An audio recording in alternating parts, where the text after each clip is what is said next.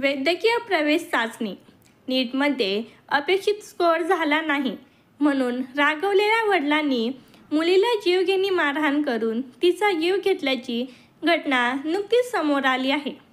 पालकत्वापुढे मोठं प्रश्नचिन्ह उभं करणारी ही घटना मन सुन्न करणारी आहे. बापा, तुम्ही तरी कोणते कलेक्टर झालात? नीटच्या निकालावर मुलीचे कडक उत्तर.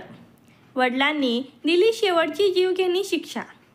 वैद्यकीय प्रवेश चाचणी नीटमध्ये अपेक्षित स्कोअर झाला नाही म्हणून रागावलेल्या वडिलांनी मुलीला जीवघेणी मारहाण करून तिचा जीव घेतल्याची घटना नुकतीच समोर आली आहे.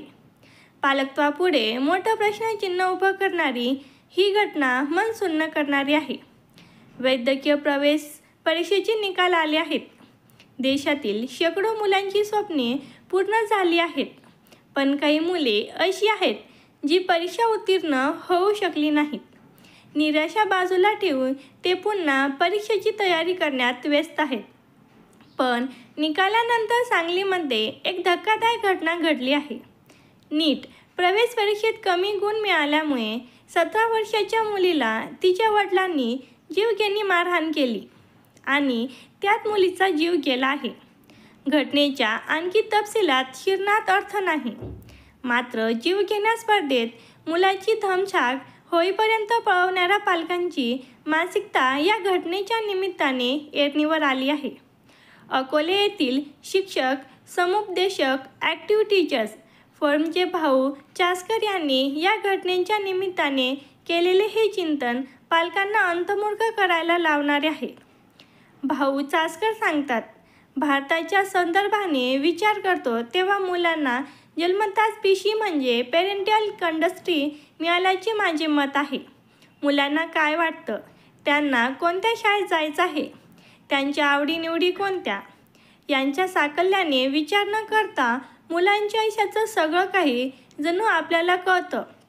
अशा मस्तीत मूर्तीत असलेले पालक मुलांच्या आयुष्याचे जवळपास सगळे निर्णय पालक मुलांच्या परस्पर घेतात. मुलांच्या आवडीनिवडी काय आहेत हे अनेक पालकांच्या गावी नसते. मुलांचं करिअर निवडताना पालक प्रचंड गोंधळलेले आहेत. संभ्रमात आहेत. ते इतरांचे कोणाचे तरी अनुकरण करताना दिसतात. यातून मुलांचे त्रास आणखी वाढत आहेत. पालकांमध्ये पैसे आहेत म्हणून नीट किंवा जेईई सारख्या परीक्षांच्या तयारीसाठी शिकवणी लावली जाते. 10वीत मिळालेले भरमसाठ मार्क्स 11वी 12वी विज्ञान आणि त्यापुढील प्रवेश परीक्षेत फारसे कामाला येत नाहीत. आपली मुलं शासकीय वैद्यकीय महाविद्यालयात किंवा ITIमध्ये जाण्याची स्वप्न त्यांनी उराशी बागवलेली असतात. आपल्या अपुऱ्या राहिलेल्या आकांक्षा मुलांकडून पूर्ण करून घेण्याच्या उद्देशाने महागडे क्लास लावले जातात. गुंतवणूक आणि पदरावा अशी मार्क्सची भाषा पालक मुलांशी वापरताना दिसतात. पैसे खर्च केले तर मार्क्स मिळायला हवे असा आग्रह असतो. खलील ब्रिजान म्हणतो, तुमची मुलं तुमच्या पोटी जन्माला आलेली तरी ती का प्रवाहाची अपत्य आहेत. तुमचे विचार, तुमच्या अपेक्षा मुलांवर लादू नयेत.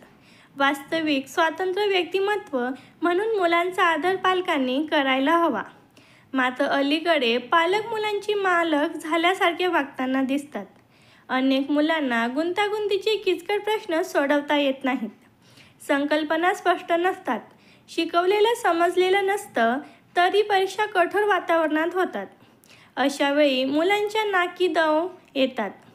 तीव्र स्पर्धा, आईबाबांनी पैसे खर्च केलेले आहेत, अपेक्षित मार्क्स मिळत नाही आहेत, आईवडिलांना मार्क्स पाहिजेत, मौनातल्या अंकात मुलांना असह्य होत आहे, अभ्यासात मन लागत नाही, तीव्र चिंता सतावत असते, मनात भीती घर करून बसलेली असते, आतल्या आत प्रचंड खळबळ सुरू असते.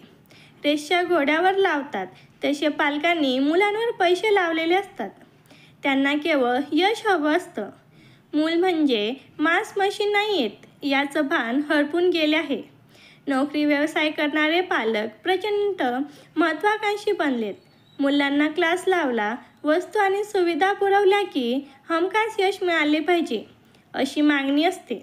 अशा पालकांनी निदान एकदा तरी स्वतःच्या शैक्षणिक आयुष्याकडे एकदा मागे वळून बघायला हवे. परिणामी मुलं त्रासात आहेत, ताणात आहेत. याची विचित्र कोंडी झाली आहे. सांगता येत नाही आणि सहनही होत नाही अशी मनोव्यथा मुलं अनुभवत आहेत. व खरं पाहता सगळं काही ठीक चाललं आहे असं वाटतं असतं. पण पालकांना मुलांच्या अंतरंगातला कल्लोळ आणि त्रास यांचा अंदाज येत नाही. प्रेशर कुकरला शिटी असते. मुलांच्या डोक्याला तशी सोय नाही आहे. न झोपणाऱ्या विचारांची कोंडलेली वाफ आतून धडका मारत असते. याची पुसटशी कल्पना पालकांना असते का? सांगलीत मुख्याध्यापक असलेल्या बापाला लेकीपेक्षा तिच्या शिक्षणावर खर्च केलेले पैसे महत्त्वाचे वाटत होते. गुंतवणूक करूनही अपेक्षित रिझल्ट मिळाले नाहीत म्हणजे आपलं नुकसान झाल्यासारखं पालकांना वाटत असेल तर हा आजार किती गंभीर स्वरूपाचा आहे याचा आपल्याला अंदाज येतो. हा बाप माध्यमिक शाळेत मुख्याध्यापक म्हणून कार्यरत होता. अशा मानसिकतेच्या मुख्याध्यापक म्हणजे तिथल्या मुलांची देखील चिंता वाढते. आपण इतका खर्च करतो तर मुलांनी टॉपर म्हणून मार्क मिळवत राहावे असे पालकांना वाटते. इतकं सोपं असतं का खरेच हे सगळं? आपल्या मुलांची क्षमता किती आहे याचा विचार मागे पडलेला आहे. गोष्टी लादल्या गेल्याने त्यातला आनंद संपलेला असतो. मुलं दुबळी आणि पालक सबळ असतात. निमूटपणे सहन करण्याशिवाय मुलापुढे अन्य पर्याय नसतो. गुलाम गप्प बसून बिचारी मुलं सगळं काही सहन करतात. आतली खबर न सांगता अनेकदा मानसिक तणावातून मुलं निराशेच्या फेऱ्यात सापडतात. नीट आणि JEE या परीक्षांच्या तयारीसाठी राजस्थानमधल्या कोटा येथे गेलेल्या मुलांपैकी अनेक मुलं कमी मार्क्स घेऊन येतात.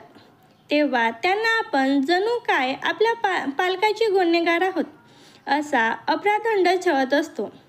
कोटा शहरात मुलांच्या होणाऱ्या आत्महत्या गंभीर चिंतेचा विषय असून अनेक मध्यमवर्गीय, निम्नवर्गीय पालक मुलांना या चराकात आपणहून ढकलले आहेत.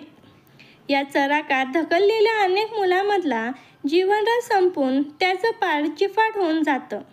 दिवसेंदिवस ही समस्या आणखीन उग्र रूप धारण करत आहे. मुलांच्या यशात स्वतःचे यश शोधणारे पालक आपल्या पोटच्या पोरांशी क्रूर वागू लागलेत.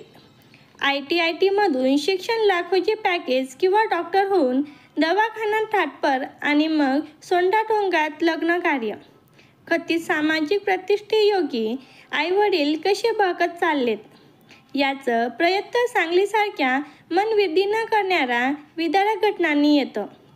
JEE, नीट या परीक्षा पात्रता उत्तीर्ण झाले तरच आपल्या मुलांना उज्ज्वल भविष्य आहे असे बहुसंख्य पालकांना वाटू लागले आहे. यातून तुलना केली जाते.